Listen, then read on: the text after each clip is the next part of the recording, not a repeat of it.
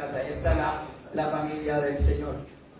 Amén. Está grabando, ¿no? Bueno, gracias. Es un privilegio para nosotros ver la iglesia que responde, porque esto es lo que toca que hacer, hermano. Tú tienes que aferrarse al Señor. Tú tienes que aferrarse. Mira, Cristo viene por una iglesia. No viene por una persona, no viene por un grupo especial. Solamente viene por su iglesia. Entonces la clave es ser iglesia.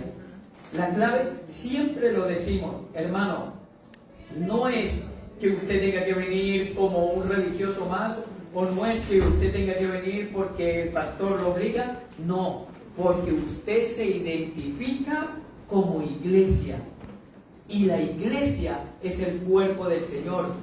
Y donde va la cabeza, que es Cristo, el cuerpo va. Amén. Entonces, usted no puede andar por un lado como quien no tiene pastor. No, usted tiene que estar en el orden que marca la palabra. Y Aleluya. la palabra, el orden que marca es la iglesia. Amén. La comunidad, la reunión de todos los santos, de aquellos que hemos sido redimidos por la sangre del Cordero. Amén. Jesucristo, dice, bien lo dijo mi esposa, hoy celebran aquí en España el Día de la Cruz, pero no es el Día de la Cruz, ese es el Día del Señor. Lo importante no es la cruz. La cruz era un sacrificio, era un texto romano que significaba maldición. Dice: maldito todo aquel que es colgado en un madero. ¿Quién llevó esa maldición? Cristo. ¿Por qué? Porque Él fue colgado en un madero. Entonces, no es la cruz, es Cristo. Y Cristo no murió, sí, murió, pero resucitó. Amén. Y Él vive. Amén. Y reina. Aleluya. Él vive y reina. Y dice la palabra en Apocalipsis que nosotros reinaremos con Él. Gracias, porque nosotros Padre. somos un pueblo de reyes y sacerdotes. ¿Para quién? Para nuestro Dios. Para nuestro Dios. Entonces, ese es el trabajo, amado. El trabajo es bonito ver las congregaciones llenas. Es ese el trabajo que tenemos que hacer. Esa es la enseñanza central del Señor Jesús.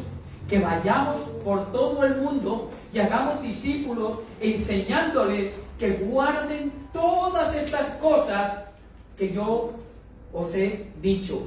La palabra del Señor, la orden del Señor, los mandatos del Señor están aquí.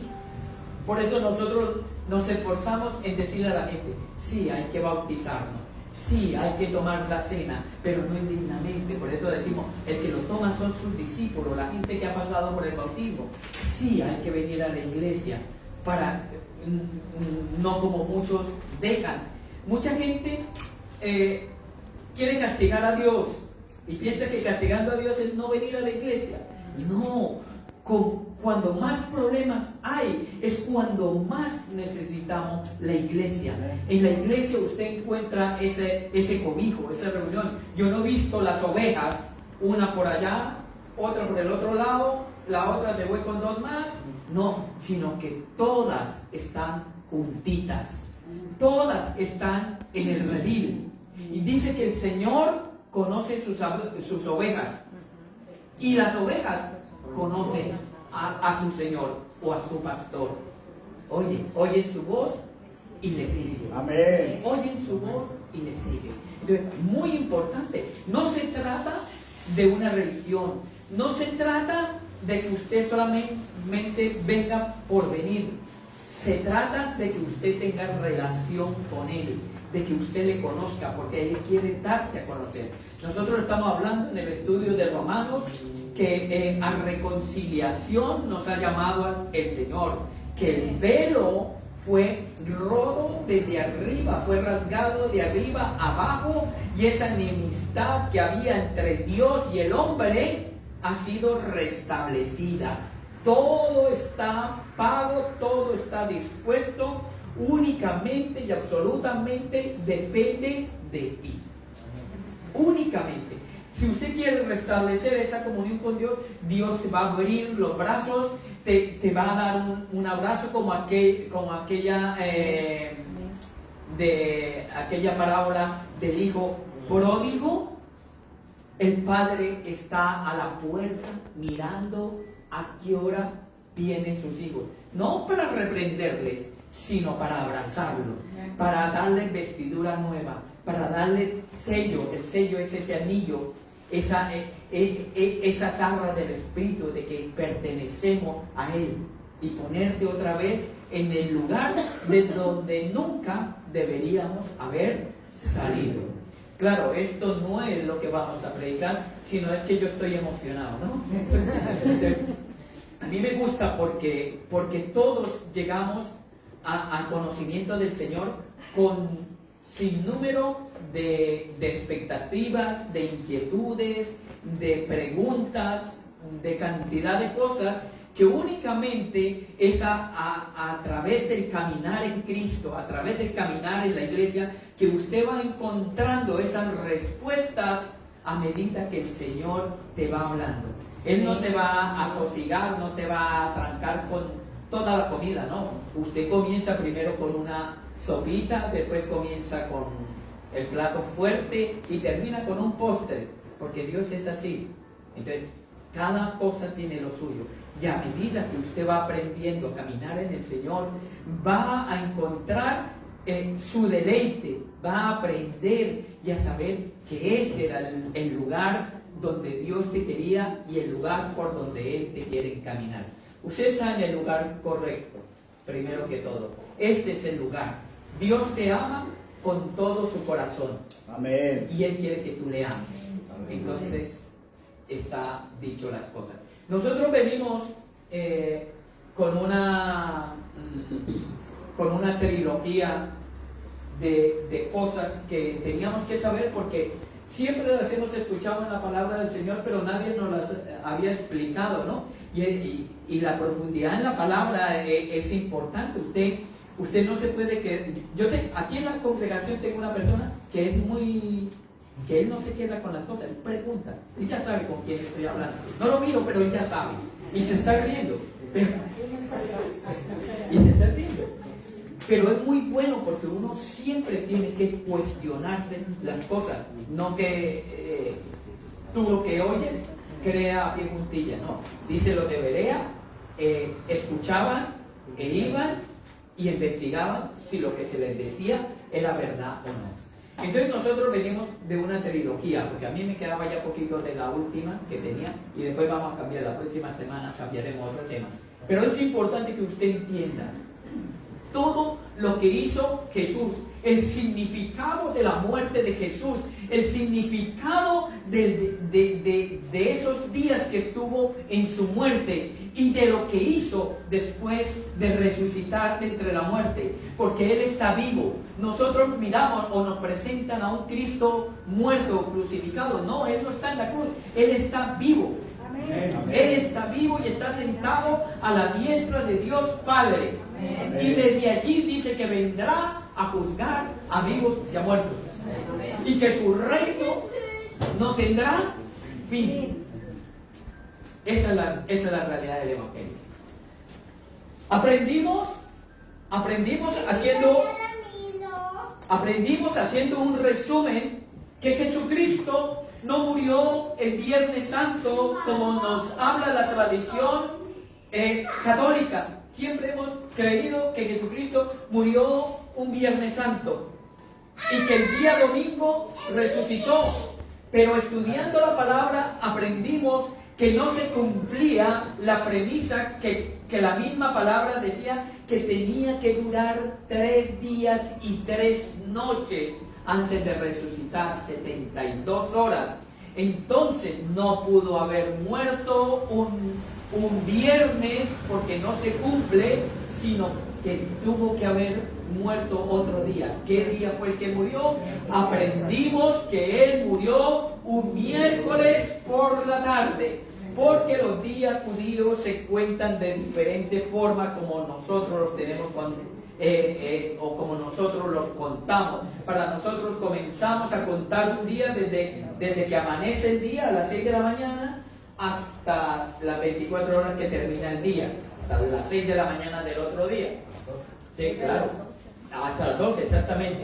Y empieza el círculo. Pero el pueblo judío no lo cuenta de esa forma. Para ellos el día empieza a las 6 de la tarde.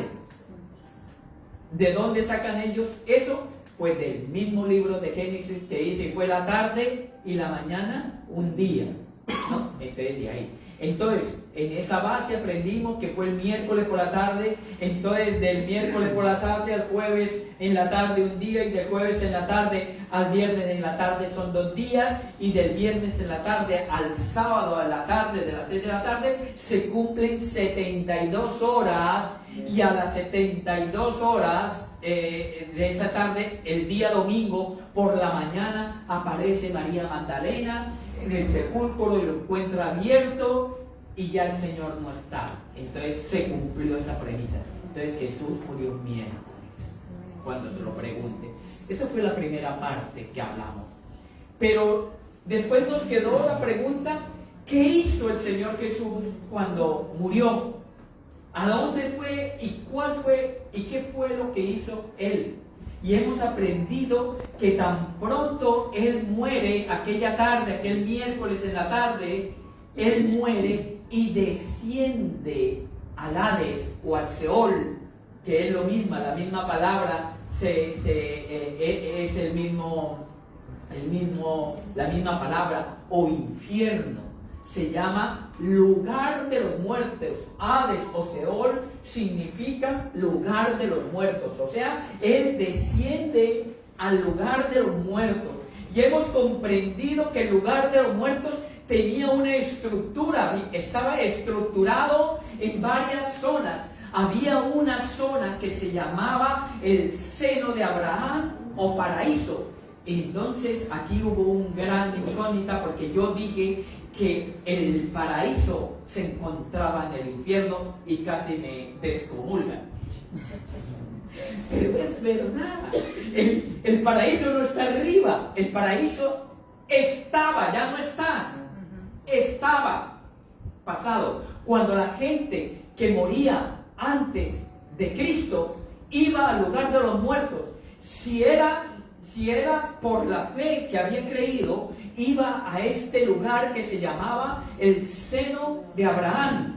Pero si eran pecadores como los de Coré, que los tragó la tierra, bajaron a otra zona de esa misma estructura del infierno, que se llama el lugar de tormento o de los injustos. Un lugar de tormento. Entonces tenemos el seno de Abraham, que está en el infierno, y había otro lugar que era el lugar de tormento o de los injustos.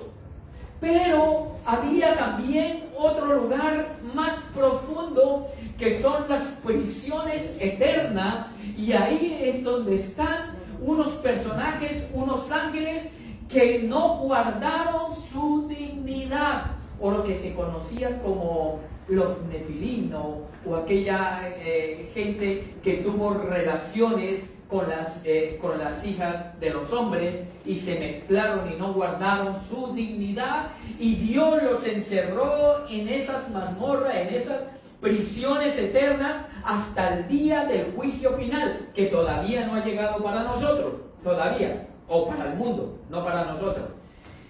Y había otro lugar dentro de ese lugar de los muertos, que era una cima o un abismo, que se llama el abismo, que separaba el lugar de los santos o de los justos del lugar de los injustos o del lugar de tormento. Había un abismo que ni los que estaban allí podían pasar para acá, ni los que estaban en el lugar de tormento podían pasar al lugar de los justos.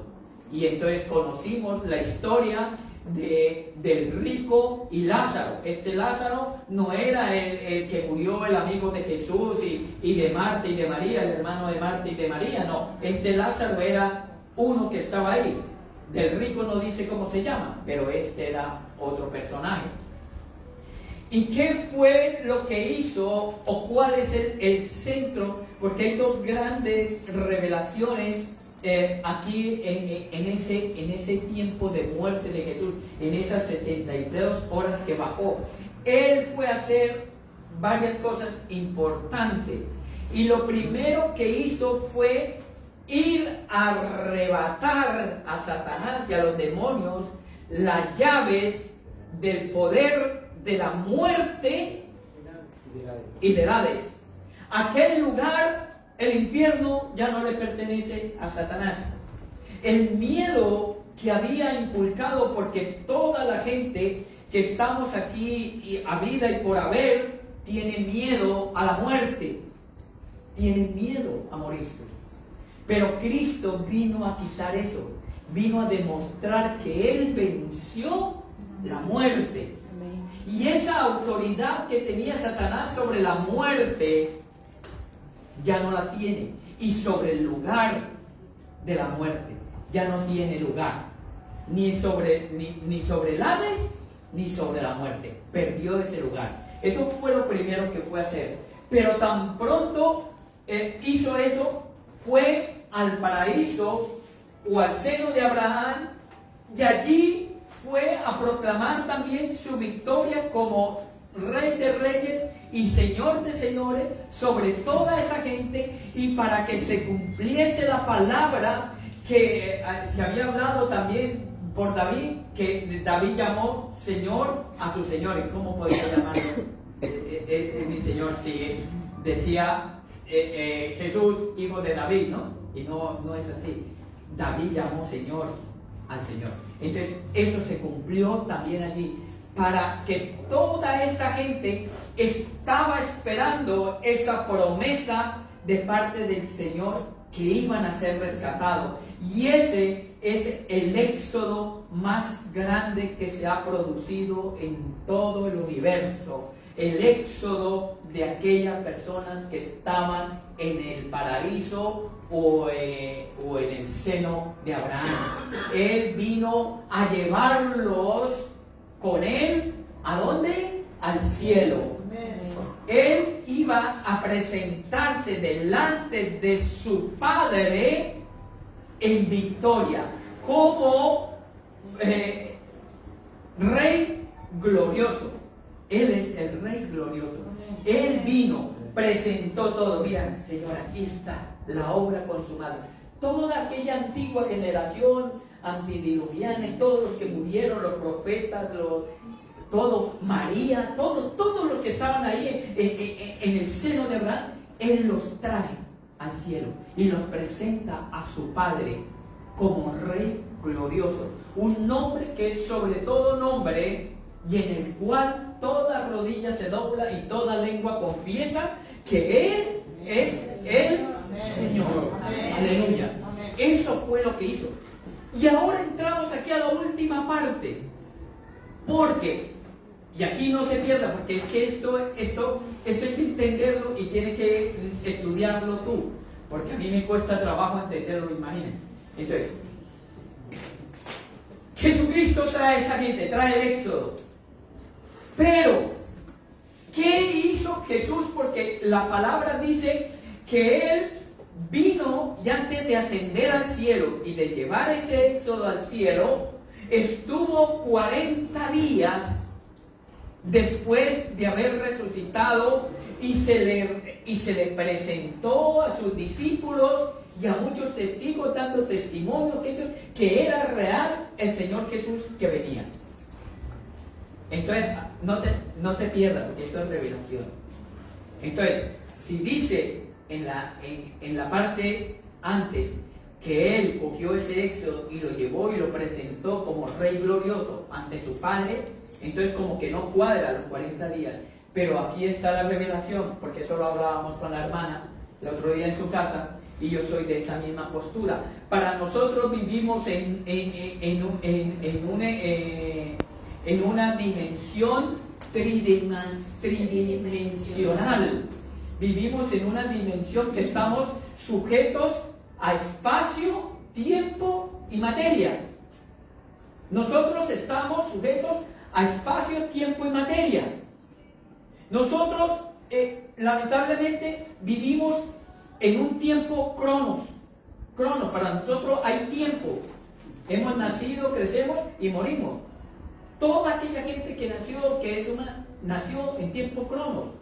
Pero hay un tiempo que se llama tiempo kairos, que es el tiempo de Dios, y aquí es donde no se puede perder. El tiempo de Dios es eterno, o sea que para Él dice que 1000 años es como un día, y un día es como 1000 años.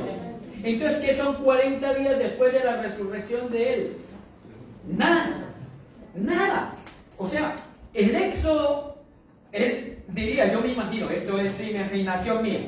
Entonces, digo, bueno, sí, nos vamos al cielo, porque esa era la promesa, llevar ese Éxodo, sacarlo del lugar del paraíso que estaba en el infierno, sacarlos de ahí y llevarlos al cielo. Pero mientras tanto les digo, espérese, tengo que hacer algo.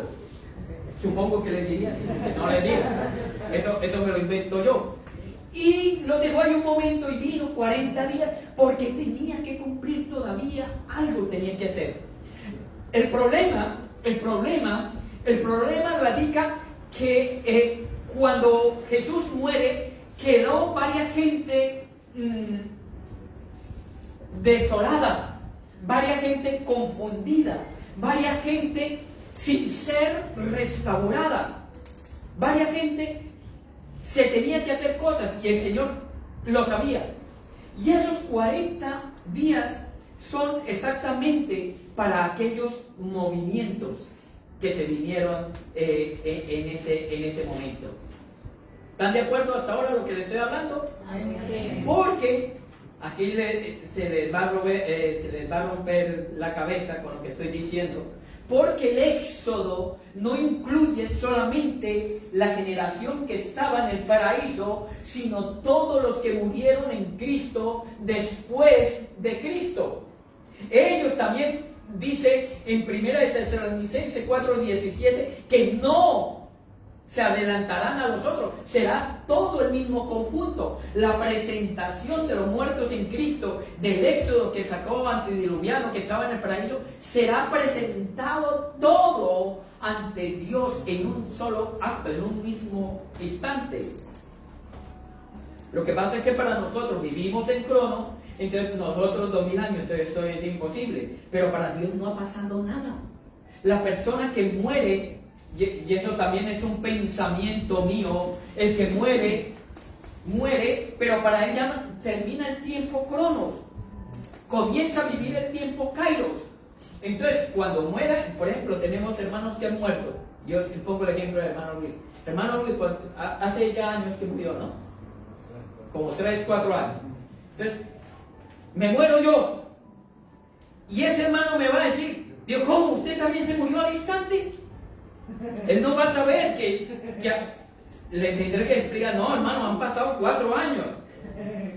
No, imposible, sí, yo me acabé de morir. Entonces, es más o menos la explicación. Para nosotros hay tiempo. El tiempo para Dios no existe, ni existirá para nosotros. Entonces, esa presentación, es importante entender eso, esa presentación en el cielo como Rey glorioso será a la vez con los muertos que estaban desde antes de Cristo, pero también para nosotros.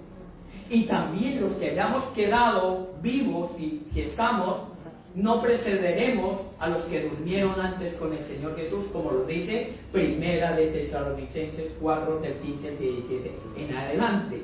Importante, eso es importantísimo entenderlo. No fueron 40 días solamente o simple espera, sino que fue una construcción deliberada de parte del Señor. Él lo tenía ya programado, Él no podía dejar las cosas así, porque Dios no hace con nosotros de esa manera. Él lo tiene que dejar todo en el orden.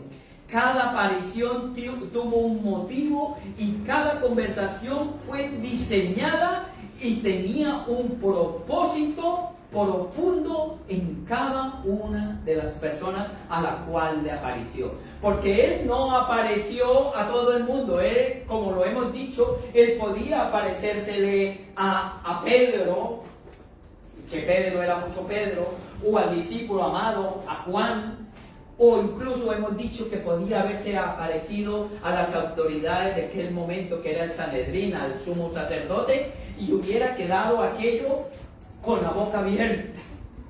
Pero él no le importaba eso era de menos. A los suyos vino, los suyos no le recibieron, ya no. Pero Él sí tenía un plan con sus discípulos. Él tiene un plan con nosotros.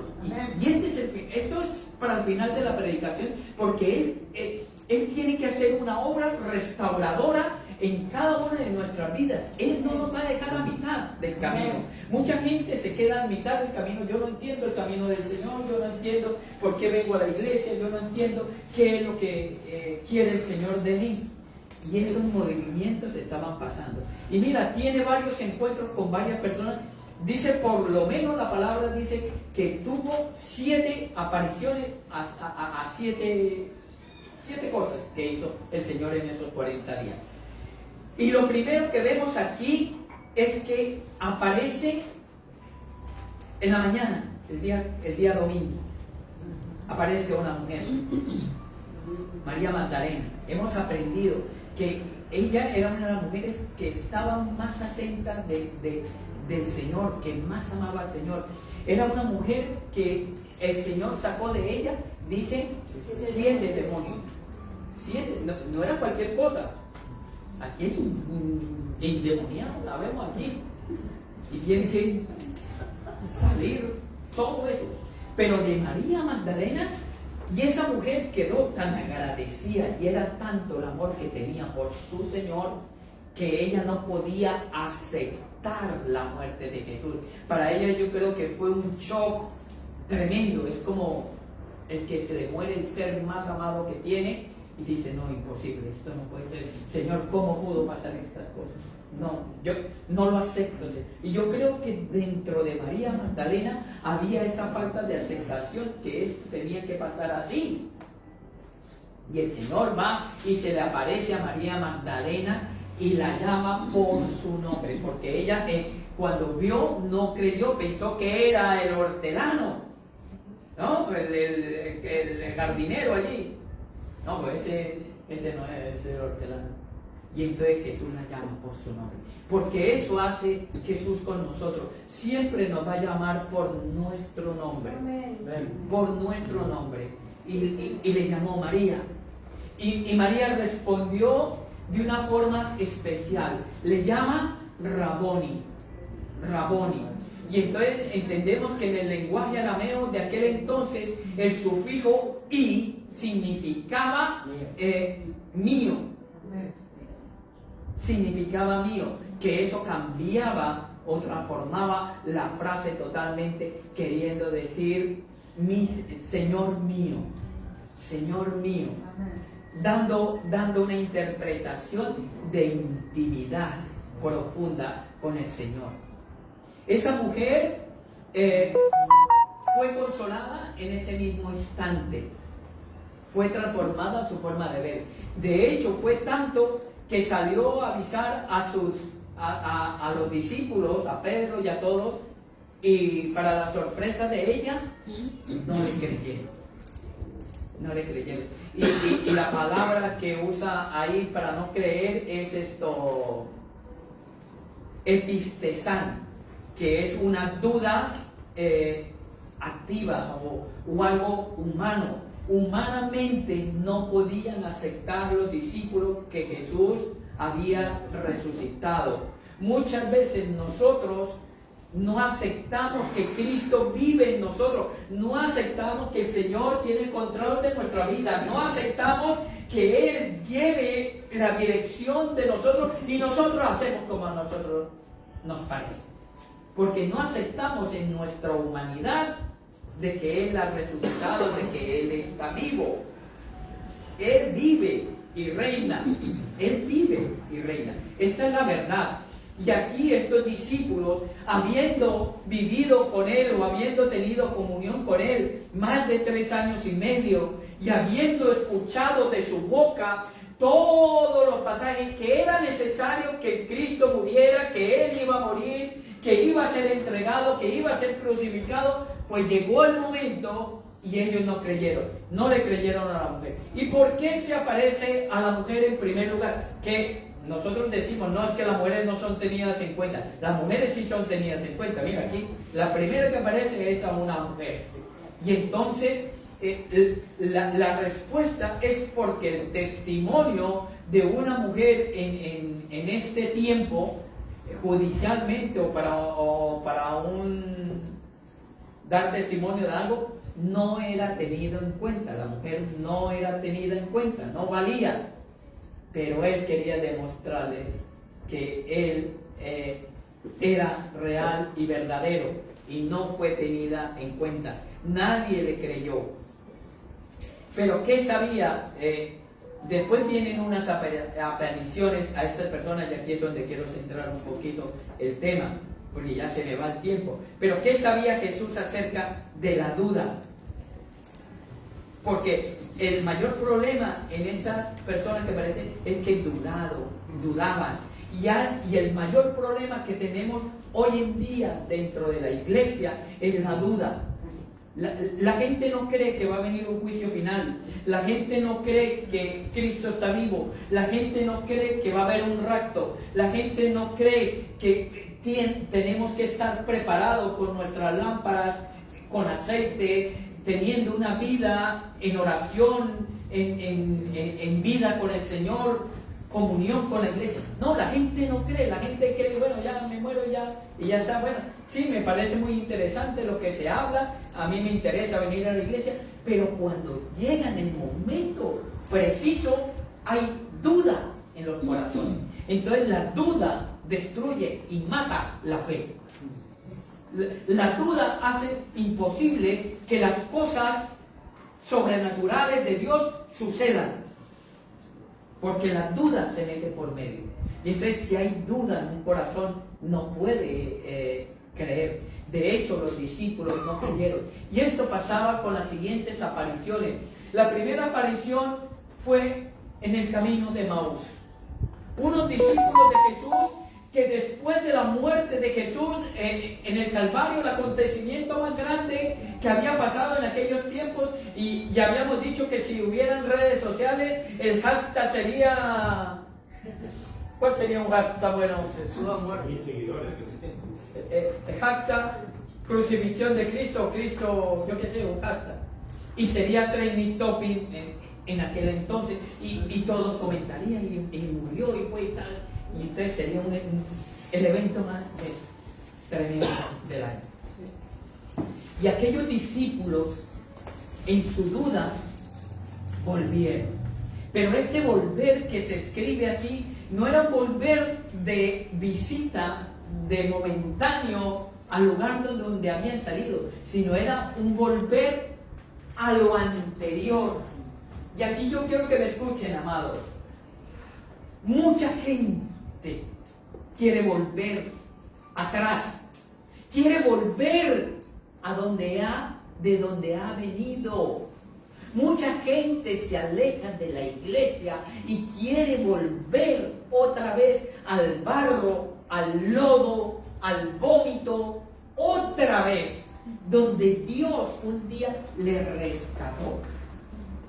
Aquellos dos hombres, porque el uno se llama Cleofas y lo pone por su nombre, pero al otro no le pone nombre para que te pongas tú el nombre. Ese nombre es tu nombre.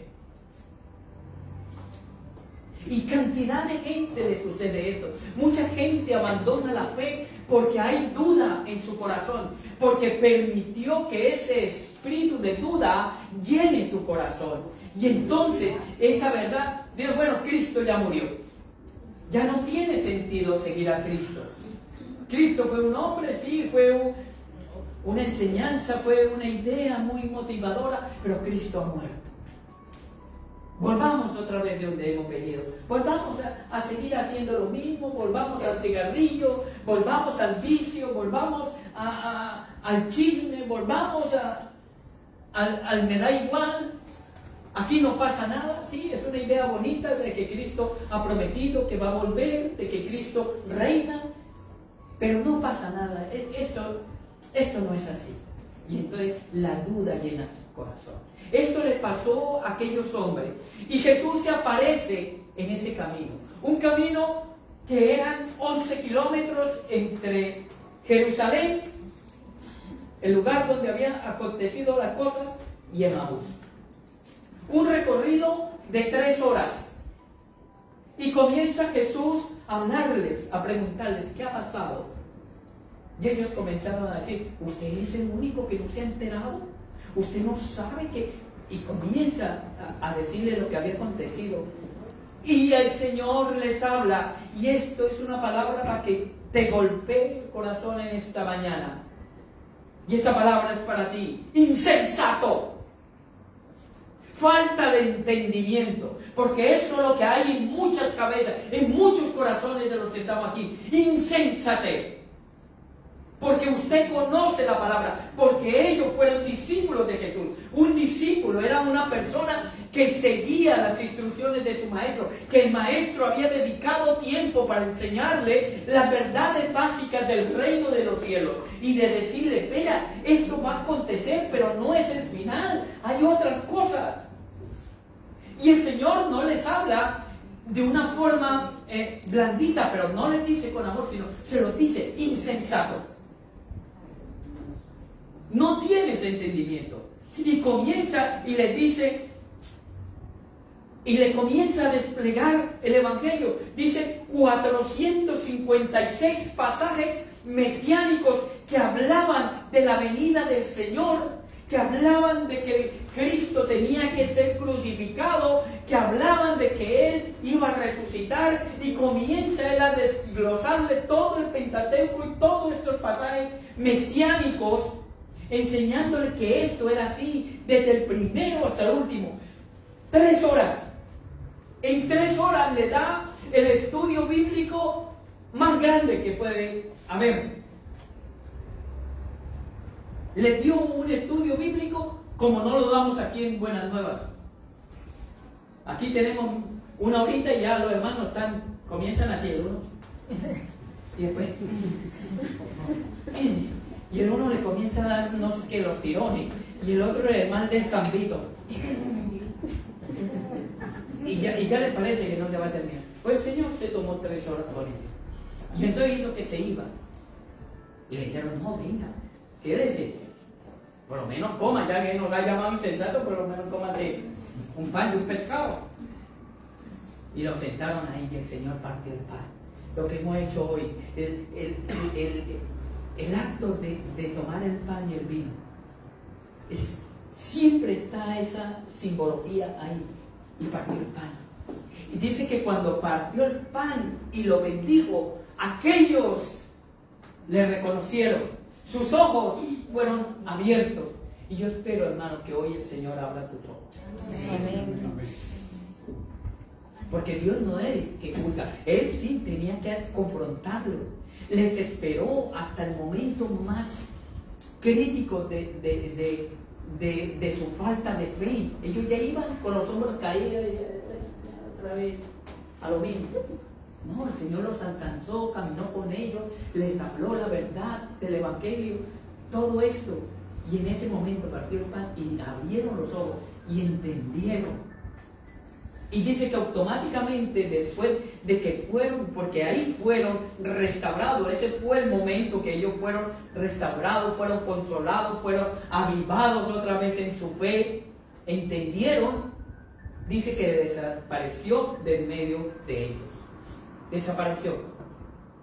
Y comenzaron ellos a volver otra vez de donde se habían ido, volvieron otra vez. Mucha gente pierde trabajo recorrido porque ha ido otra vez para allá y tiene que volver, porque el camino no es para allá, el camino es para allá. Allá está Cristo, no allá.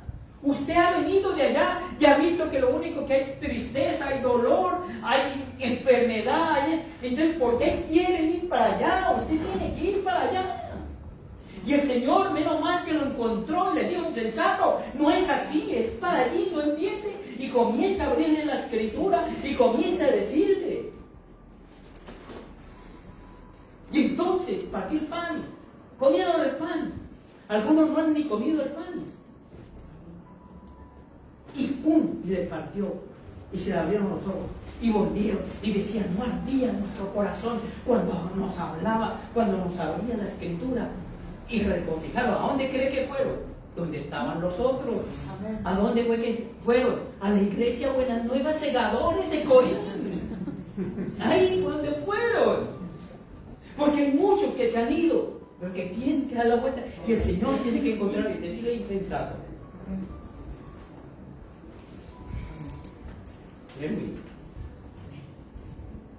Después se le presenta a los discípulos. Mira, los encontró. Estaban llenos de miedo. Llenos de miedo. Estaban atemorizados por las puertas cerradas. Y viene el Señor, atravesa la puerta y se les presentó y les dijo: pasa a vosotros. ¡Oh! Quedaron aquellos sorprendidos. Y entonces llevaba razón María Magdalena, que si era verdad lo que había dicho. Yo creo que de ahí para adelante ya tuvieron en cuenta a las mujeres. Las mujeres son importantes en nuestra vida como iglesia. Las mujeres tienen importancia. La mujer no es menospreciada, la mujer tiene que ocupar el lugar. Y Dios ama a las mujeres. Entonces, esto que lo tengamos claro. Y la iglesia aquí respeta a las mujeres. La mujer tiene que ocupar su lugar. Dios le dio preeminencia también a la mujer. De hecho, utilizó a una mujer para él encarnarse en una mujer. Entonces, bienaventurada, ¿no? Y se le aparece a los discípulos. Los discípulos estaban perdidos también. Estaban desolados. Y él se les aparece.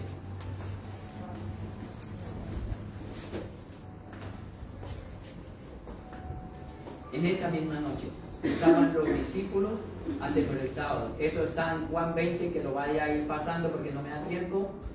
Juan 20 del 19 al 23, y registra que el Señor aparece donde estaban ellos y les dice: pasa a vosotros. Entonces el Señor hace un solo movimiento con una palabra en griego que es enefusese.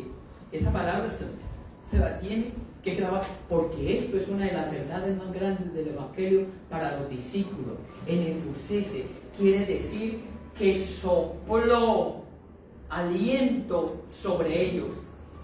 Sopló aliento sobre ellos. Y es la misma palabra que se utiliza en Génesis 2:7, que dice que cuando creó al hombre sopló aliento de vida, y eso fue una vida.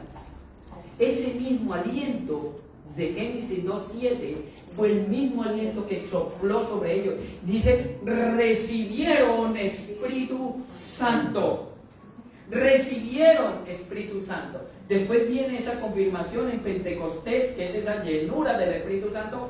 Pero en ese momento, en aquel lugar, en ese lugar de tormento, de desesperación, de no saber qué hacer, el Señor les sopla sobre ellos en el proceso y les da Espíritu Santo. Esto se conoce como una nueva creación. Ya ellos no fueron lo mismo, y Dios tiene que, o va a soplar en nosotros, o ha soplado en nosotros este aliento, y ha hecho de nosotros una nueva creación. Somos una creación espiritual. Ya no hay miedo, ya no hay mentira, ya no hay confusión, ya no hay tiniebla, hay poder. Hay poder del Espíritu Santo. Eso fue lo que pasó en ese instante. Recibieron. Pero resulta que faltaba uno. Faltaba uno. Siempre en la iglesia falta uno. ¿Dónde está el que no vino? falta uno. Y aquel que no estaba en aquel momento dudó y le dijo a los otros: si no está, si yo no veo, no creo. Porque allí somos, ¿no? Si yo no meto el dedo, yo no creo. Dice que pasaron 8 días de aquellos 40. Y volvió y se apareció el Señor a los discípulos, y allí estaba el que no había venido el domingo al culto, que se lo perdió. Y le dijo: ven para acá, ven para acá. Pero no tampoco con ese de castigarlo o de reprenderlo, sino de ven para acá. Le dijo: ven, mijito, mira, ¿qué tengo aquí? Las marcas de los clavos. Mira al costado, mete el dedo aquí en el costado. Ve, mira, soy yo. Y dice que hizo la confesión más grande del mundo. Creyó: Señor, ahora creo. Digan: ¿creído porque has visto? No, había creído porque verdaderamente había sido transformado en ese momento. Había recibido ese soplo de esa nueva creación de Espíritu Santo. Porque Tomás, Dios nos califica. Lo que pasa es que tenemos que estar en el instante. No te puedes perder. No, yo no vengo al estudio bíblico porque se me inflaron las pestañas. Sí, hombre. Yo el miércoles no vine al culto. Iba a venir, culto de oración. Y se me infló la pierna, no las pestañas. El tobillo fue lo que se me infló. Entonces, pero ya estoy aquí. Entonces estamos. En Efusese, nueva creación hizo con ellos. Otro movimiento que sucedió en esos 40 días fue el que sucedió con algunos discípulos, con Pedro. Pedro es una figura en la palabra de Dios demasiado relevante. Yo creo que en la Biblia uno de los personajes, o de los 2 o 3 personajes más de la Biblia más potentes son Pedro y Pablo, son de los más. Pero yo creo que el más contradictorio es Pedro. Pedro siempre metió la pata. En la iglesia siempre va uno que va siempre a meter la pata. Siempre. Entonces, tenemos que tener al Pedro. Y Pedro había perdido la fe. Pedro agarró a Juan y a otros 5 más y se fueron otra vez a sus trabajos. Pedro era de oficio pescador y se fue. Experto. No era cualquier pescador, era experto. Yo creo que en los 3 años y medio que dejó la pesca, por andar con Jesús se le olvidó algo de pescar, porque dice que estuvo toda la noche pescando y no pescó nada. Nada, increíble. Un pescador profesional. Si me dice que me llevan a mí a pescar, yo no pesco nada, pero si digo que uno que es pescador profesional, pues pesca. Y por la mañana, después de no haber pescado nada, de estar cansado de todo eso, de frío, porque los que están en el mar saben que por la mañana eso es frío, dice que el Señor lo llama, se aparece el Señor y le dice: echen la red al lado derecha, dirección. Muchas veces tenemos que escuchar la dirección. Escúchame, haz esto, aquello.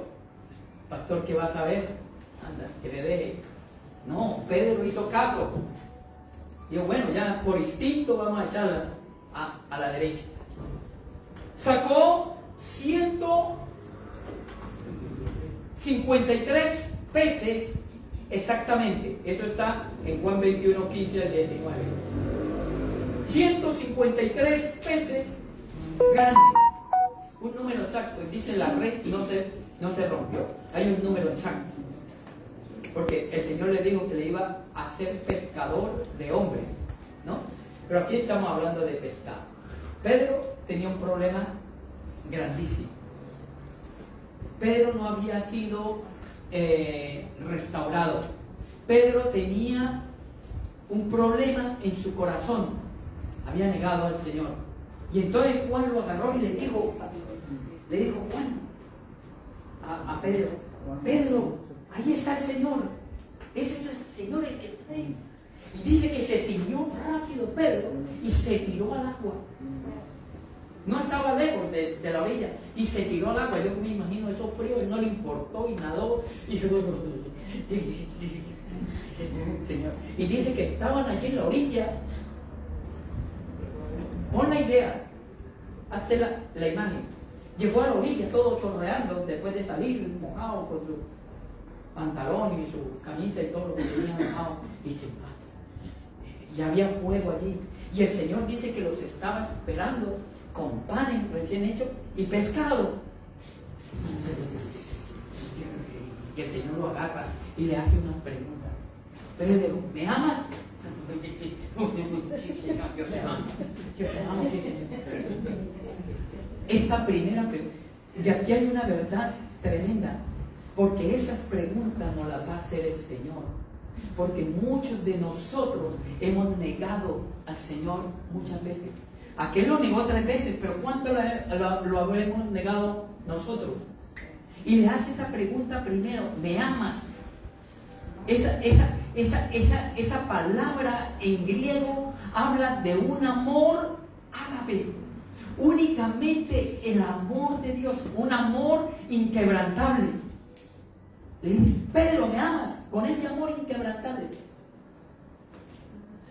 Te amo. Pero Pedro responde de otra clase de amor, porque hay varias clases de amor. Y Pedro responde, sí, Señor, te amo, pero de un amor filios.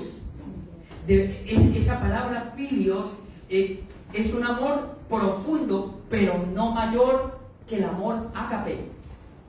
Las 3 preguntas. La tercera pregunta que le hace el Señor, ¿me amas? Se baja el Señor Jesús a su nivel. Entonces ya lo vio en esa agonía de que estaba así. Y se baja a su nivel y le dice, ¿me amas? Ese amor filio. Dijo, Señor, tú sabes que te amo. Y se entristeció en su corazón.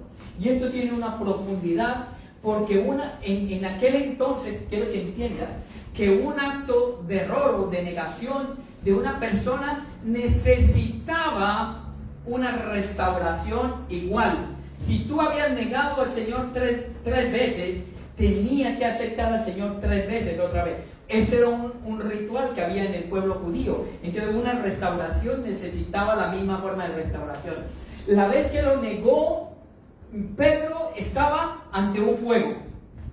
Ante un fuego y lo negó 3 veces. Ahora se encontraba mojado, temblando y frente a un fuego. Aquel fue él condenando al Señor Jesús, negándolo. Pero aquí era siendo restaurado. Porque ese era el sinónimo de la restauración. De la misma forma como había sido negado, de esa misma forma tenía que ser restablecido o restaurado. Esa es la verdad. Y aquí lo hizo el Señor perfecto, porque el Señor hace perfecto. Lo pilló en el momento, en el mate. Le dijo, Pedro, ¿me amas? Sí, te amo. Me amas, apacienta mis ovejas. Cuida mis ovejas. Y ya queda restaurado Pedro. Necesitaba ese momento. Pedro no fue el mismo desde ese momento que fue restaurado, fue diferente. Termino, amados. Dame 5 minutos, no más. Porque se lo dejo ahí, porque ya la próxima clase es otra historia diferente.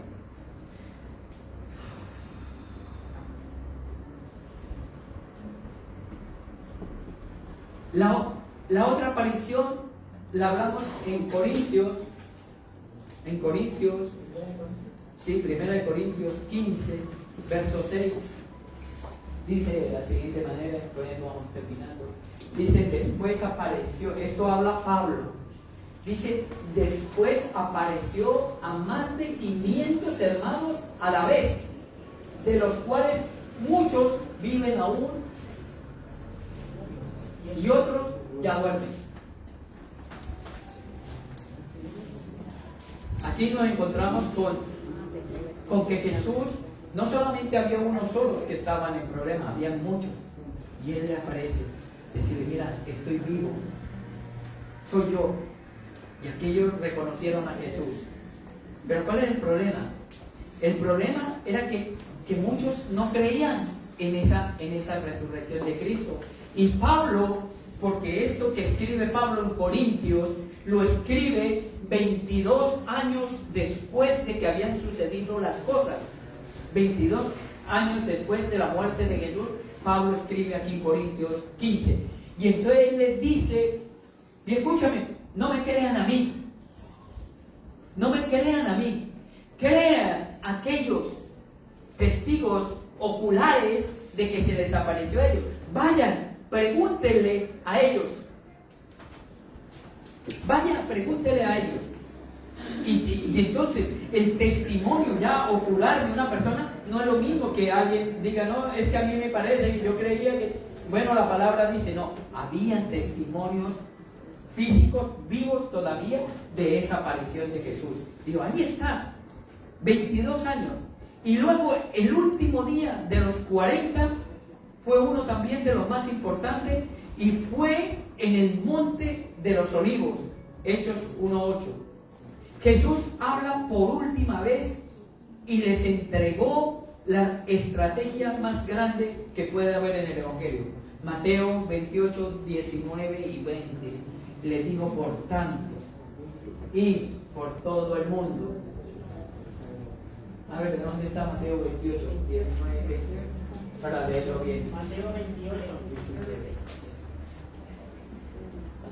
Dice, pero recibiréis poder, este versículo, cuando haya venido sobre el Espíritu Santo, me seréis testigos.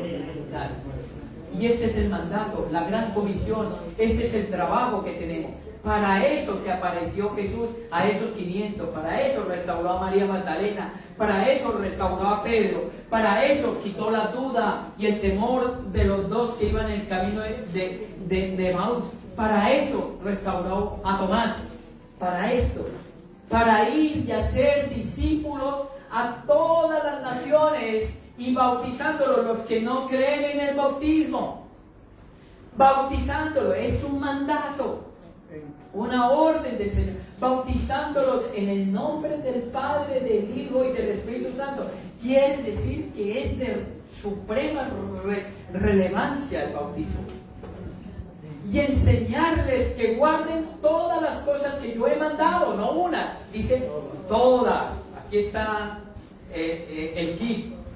He aquí que yo estoy con vosotros todos los días hasta el fin del mundo. Amén. El Señor está con nosotros predicando, el Señor está aquí contigo predicando, el Señor está contigo, el Señor quiere.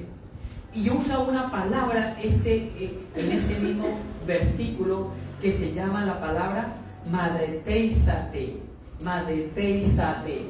que significa igual hacer discípulos. El trabajo es madeteizate, hacer discípulos. Hechos, a ver aquí, y termino con eso.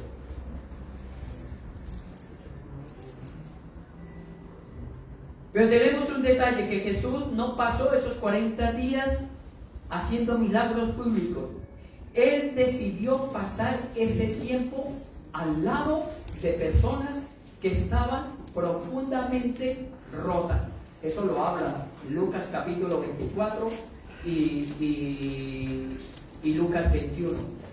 Nos muestra que el Señor los alcanzó donde ellos estaban, no dándole una cátedra o cosas de esas, sino restaurándolos. Y es aquí donde esta historia nos alcanza a nosotros. Y la pregunta es, ¿con quién de cada una de estas apariciones te identificas tú? ¿Te identificas con María Magdalena? ¿Te identificas con los dos que iban en el camino de Emaús? ¿Te identificas con Pedro porque le ha negado al Señor? ¿Te identificas con Tomás? ¿Te identificas con aquellos discípulos en aquella casa que estaban con temor y miedo? ¿Con quién te identificas? ¿Cuál es tu duda? ¿Cuál es tu problema? Porque el trabajo es ese, que nosotros hagamos discípulos los unos con los otros. Así que yo hago un llamado, y si usted se ha identificado, no le voy a pedir que salga, ni mucho menos.